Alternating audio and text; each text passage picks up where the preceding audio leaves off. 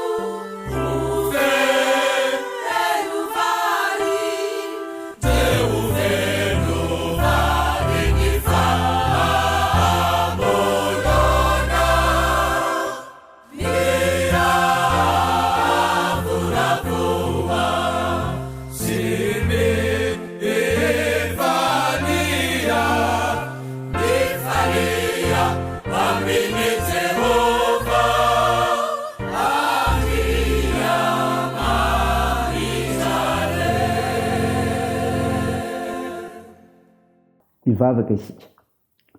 Andriamanitro, Andriamanitra mpampandresy ianao amin'ny raharaha sy ny ady atsehana ka manome anjara toerana miavaka ho an'io leseo ny voninahitra ao. Ko mankalaza sy midera me voninahitra naranao zay Tompo, ary mahatsiaro fahalemena koa marona ny voninahitra ao. Ko mangataka famondram-pona ao trano zay, mamondrafo aminay ary mamela andrikay. Feno mifananao masina zay hanazavanay, miafana marano teninao zay hovakiana mba haizanay mitombo amin'ny finoana. Aminaran'i Jesosy Kristy mpamonjy anay. Amen. Ny fiainao antsika anio ry havana dia hitanao amin'ny bokin'ny Josoa. Josoa 4:9-9 ka hatramin'ny 1:10. Mpivaky toy izao minaran'i Jesosy. Aroa Jehova tamin'i Josoa, aza matahotra azy fa efa natolotra eo tananao izy, ka tsy hisy ajanony alohanao izy na dia iray akory azy. Ary tonga tampoka tamin'ireo Josoa ka nanao lava alina avy tany Gilgal izy. Ary Jehova nampifanaritaka ireo teo anoloan'ny Israely, ary namely ireo tany Gibeona izy ka nafaty marobe. Sady nanenjika azy tamin'ny fiakarana makany Beti-Horona izy, ka namely azy hatrany Azeka ka hatrany Makeda. Ary no nandositra teo anoloan'ny Israely teo am-pidinany Beti-Horona izy, Jehova dia nandatsaka vandra vaventy taminy avy tany an-danitra hatrany Azeka ka nafaty azy. Ary be lavitra ny matin'ny avandra noho izay novonoany zanak'Israely tamin'ny sabatra. Amen. Ray masonao, manamasinana ny fahamarinana, ny teninao ny fahamarinana. Amen. Ry havana malala, ao aminareo ny fiadanana. Anio no andro farany ry havana amin'ity volana febroary ity, aizatsika hifikitra amin'ny tenin'Andriamanitra satria mamonjy io tenin'Andriamanitra io. Hofinanarenesitsika teo Josoa 4:9-12 dia milaza ny andro Josoa sy ny Israely niakatra niandalana handova ny tany Kanana no hitantsika eto. Anehoana ny amin'izany hoe mamonjy tokoa ny tenin'Andriamanitra, mamonjy ny amin'izany fampiarana ny fiainana ka nasehoan'ny Josoa eto. Milaza ny ady tamin'ireo mpanjaka dimy natrehana niaraka tamin'Andriamanitra ny voalaza eto. Manafatahotra amin'ny teny Andriamanitra. Zany ry havana. Manafatahotra amin'ny teny Andriamanitra.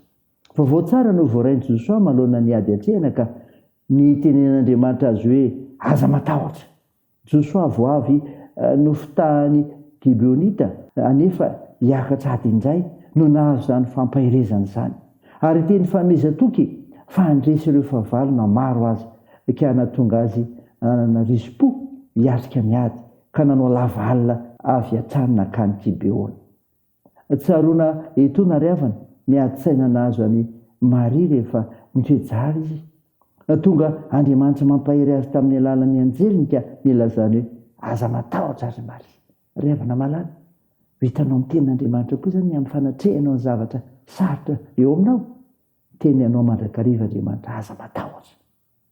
Fantaditrany ny amin'ny afatra foroeto fa mandray anjara amin'ny adin'ny olona Andriamanitra, mandray anjara amin'ny adin'ny olona izy.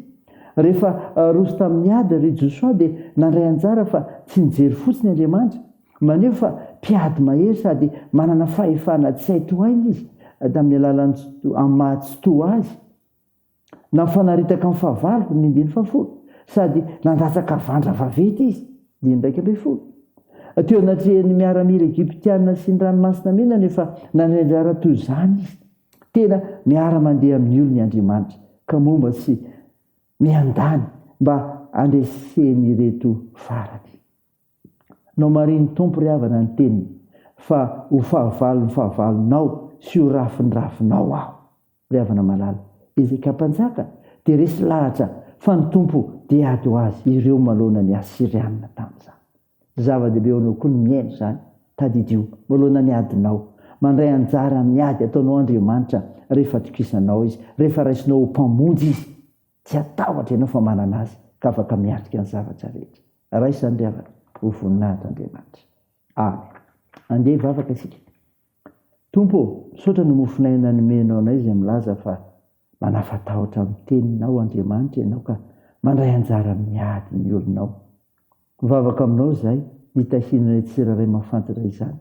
Hiavaozanay isan'andro misehatra nisy anay, ary mijoro vavo ny beninao, marina sy hompanompo mahatoky ny teninao, sy ahay tia anao koa, akehana soa ny tokantrano sy fiarahamonina nisy anay. Jesosy, vonjeo ny firenena fa sahirana izay. Didina aminareo Jesosy Kristy ny asa matin'ny Satana sy ny devoly, tsy anakery tsy anam-pahefana eto, fa ny anaranao Jesosy Kristy mpandresy no napaka ny firenena malagasy. Isitrano tompo ireo marary mila ny vavakay, fa mpanasitrana ianao, ko toany ny asa fitsabony. Atanjao ireo azo pohoriana ka ampononinao, toandro ireo sikolona, ireo sahirana, vonjeo sarovo izay amin'ny toe-javatra misy eo amin'ny fiarahamonina misy anay. Tsonjovo ry any am-pigadrana, mitahianay Jesosy, amin'ny fiazakazanay, amin'ny fianarana, amin'ny asa aman-jara, ny tokantrano, ny fikasana rehetra. Aminaranao Jesosy Kristy mpamonjy anay, rovanay izany vavaka izany, ary imbonanay amin'ilay vavaka nampianaranao anay manao hoe: Ranay eo izay ny an-danitra, ao masinina anie ny anaranao, ho tonga anie ny fanjakanao, atao anie ny sitraponao ety an-tany ho tahaka ny an-danitra. Meo ny anio izay anona sahaza ao anay, ary mamela ny elikay tahaka ny namelanay izay mefika taminay, ary aza mitondra anay amin'ny fakapanahy, fa manafany amin'ny ratsy, fanao ny fanjakana sy ny hery, ary ny voninahitra mandrakizay. Amen. Raisa fotoana ry havana nitsodrana totranao amin'ny anaran'i Jesosy Kristy. Ilay Andriamanitra loharahan'ny fiadanany atonga anareo voatokana tanteraka ho azy, ka roviny avokoa anie ny fanahinareo sy ny anareo raha ny tenanareo, mba tsy hanatsiny amin'ny andro avian'i Jesosy Kristy tompontsika, mitana ny tokony omeny Andriamanitra izay miantso anareo, ka ho efainy izany. Amen. Teo an'Andriamanitra irery ny voninahitra amin'ny anaran'ny Ray sy ny Zanaka ary ny fanahy masina. Amen.